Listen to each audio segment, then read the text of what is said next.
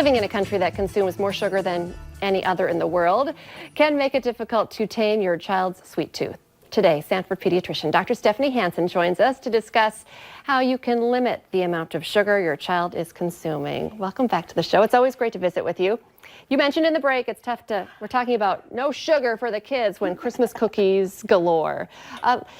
Let's talk a little bit about, though, moderation and how much sugar kids really should be having. Yeah, you know, really our guideline is kids should take in somewhere around 10% of or less of their daily calories in sugar intake.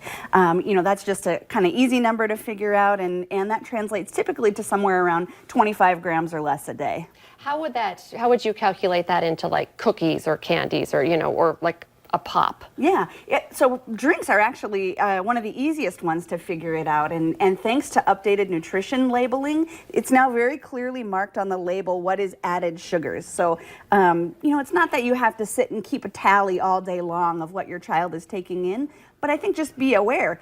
You know, how many sugar calories are in a cup of chocolate milk, or, you know, in a soda, or in a bottle of juice. I think understanding those things just for your awareness so you can moderate their intake is probably a better way to approach it. Because we don't have to stop them or ban them from all sugary treats, correct? No, in fact, that might actually backfire, because if you put a total, you know, moratorium on sugar, kids are going to seek it out, they're going to want it, they're going to feel like it's, you know, the forbidden fruit. So I think that key of moderation really is true. You're right. I'm not strict. I'm kind of a pushover mom, except where I've been kind of strict with pop. I don't want my girls to drink pop because it's such an easy thing to. And now anytime they're somewhere without me, they want to drink pop because mom's not there. So you're right. The backfiring thing really does happen. But can we also talk more specifically about pop and juice? Yeah. Those are sometimes areas that we kind of forget. Like, okay, I'm only going to let you have one cookie, but then they're drinking a pop. Yeah, I would say if parents were going to focus on their child's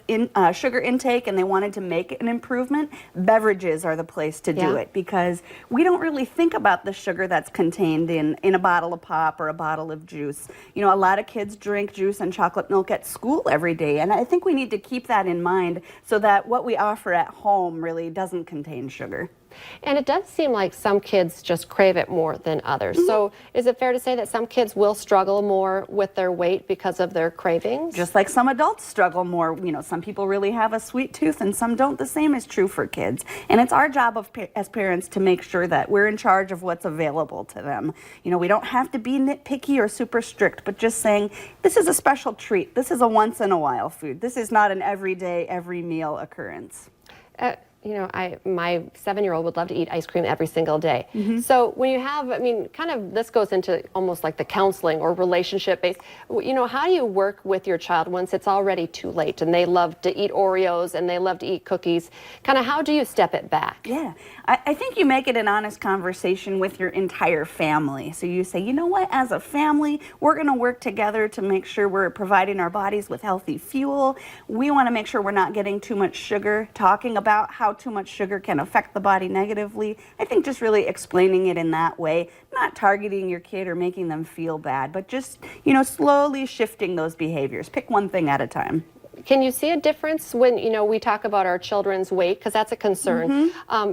Do you think it's sugar? We're having too much sugar and the weight's going up? I think that's a lot of it. You know, weight is such a multifactorial thing, but sugar does play a role in it. And sugar is in so much of our processed food, so many of our things that we eat every day. I think just being mindful about what's available in our homes and what we're offering to our kids is really the route to take. Because nobody wants to put their child on a diet. I wouldn't advocate for that. I don't think that that's healthy or warranted in most kids. But it's really that idea of focusing on moderation. Moderation. Plus, how about that sugar buzz and then the quick drop as well? You feel it as an adult, but you really see it with kids. Yeah, I mean, I just think anytime we want to help our kids' mood and their energy level and their wellness, you know, offering a variety of whole foods, avoiding processed foods, you're going to just reap the benefits from that if you put the effort in.